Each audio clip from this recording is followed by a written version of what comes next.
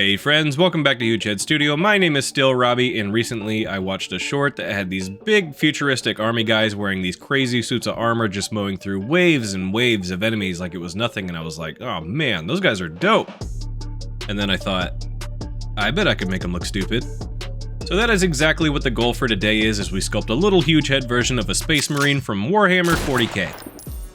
So, full disclosure, if it wasn't clear already, but I knew next to nothing about Warhammer prior to this project, and I must say, I was not prepared for the absolute black hole of characters and legions and factions and lore and just relentlessly brutal, extremely nerdy nonsense, and man, am I here for it. I'm super late to the party, I know, but after the insane rabbit hole I fell down, what I learned so far of 40k lore is that everything is just all war all the time. Humanity is ruled by a corpse on a throne who apparently used to be a super cool and powerful guy, but now he's just kind of like the crypt keeper who consumes 1,000 souls a day and is worshipped as a god by the humans, which sounds familiar. And among the humans are Space Marines, which are super soldiers, kind of like Golds from Red Rising, but on crack, and they wear the coolest power armor I've ever seen. But there's also another dimension that's basically just like hell with demons, and it has its own Space Marines, but they're all naughty, and there's orcs and undead robots and space elves, and I tried explaining all this to my wife and she just kind of stared at me and then slowly started removing her wedding ring. But anyway, since I'm brand new to this grim and horrifying universe, I figured I'd start with the Ultramarines, who from what I can tell are like the poster boys of the franchise, and they're kind of like the white bread version of Space Marines, which makes them the perfect place to start. So the plan today, as I said at the start, is to make this guy into what I'm calling a little huge head. By that, I mean a caricature with a smaller body with exaggerated proportions and a big ol' head, aka little huge heads. Look at me pretending to be witty. The idea is to take a big and imposing or powerful character and make them look less so. You know, keep the character's look and vibe, but merge them with the proportions of a garden gnome.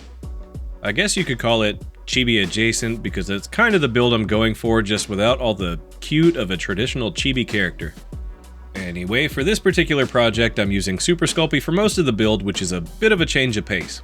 Lately I've been using a lot of original Sculpey and Sculpey 3 because in my opinion the softer product is a lot easier to mold and blend when I'm working on those squishier, fleshier characters like Leo and Donnie.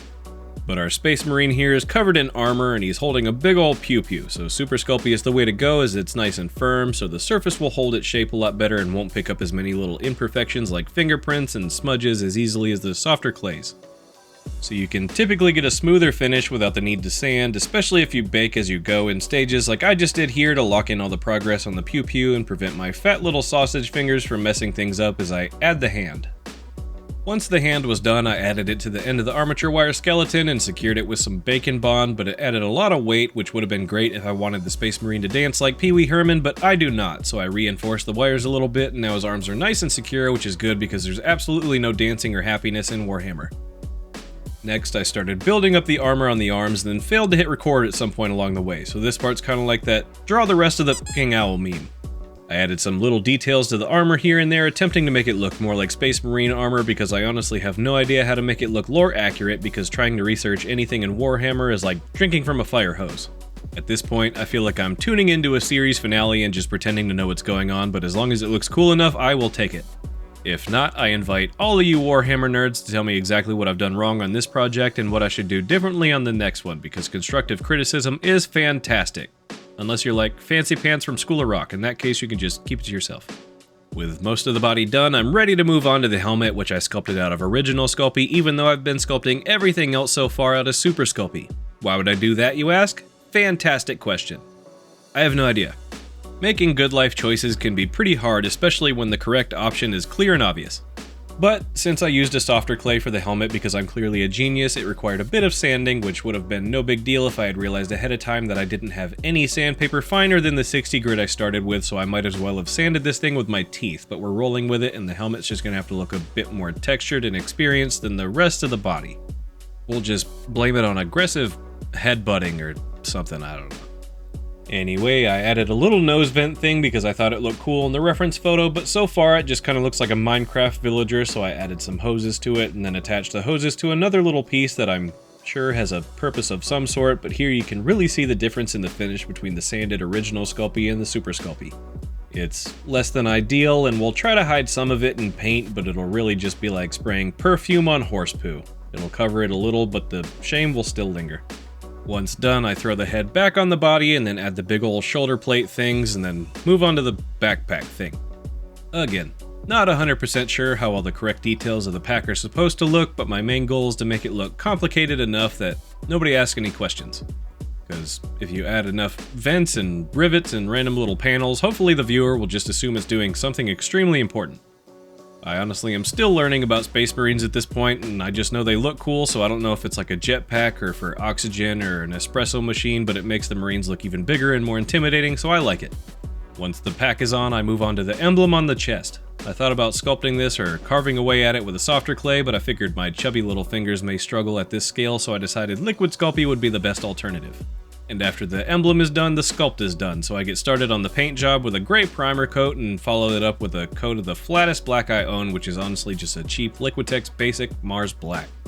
And I'm almost out of it, so let's look into the life of a starving artist as I chop it open and drag out every last bit of precious paint I can get before letting it go.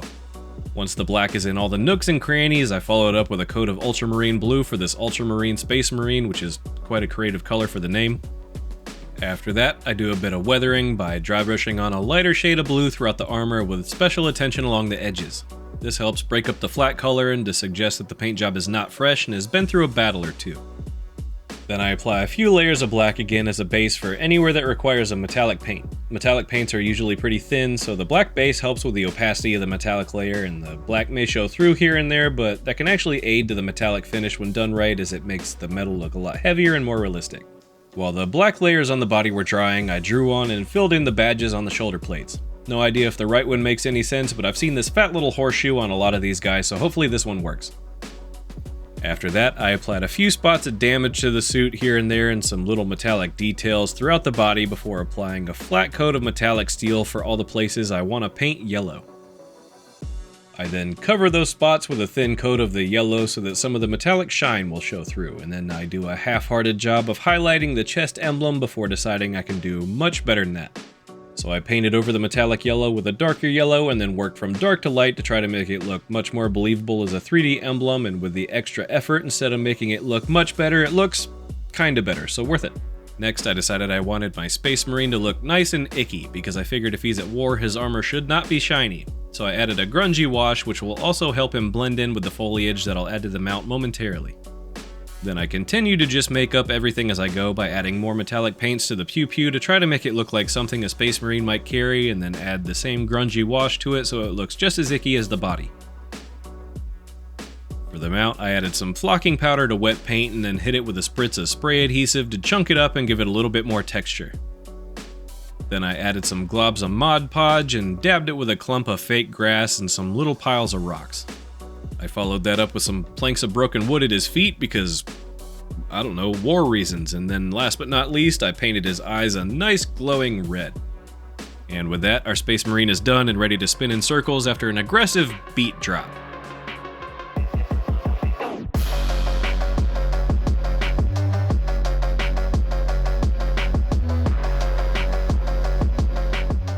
As always, I appreciate your time, and I hope you enjoyed today's little huge hit. This little guy was fun, but we left a lot of room for improvement, so if you want to see more Warhammer-related content, let me know in the comments.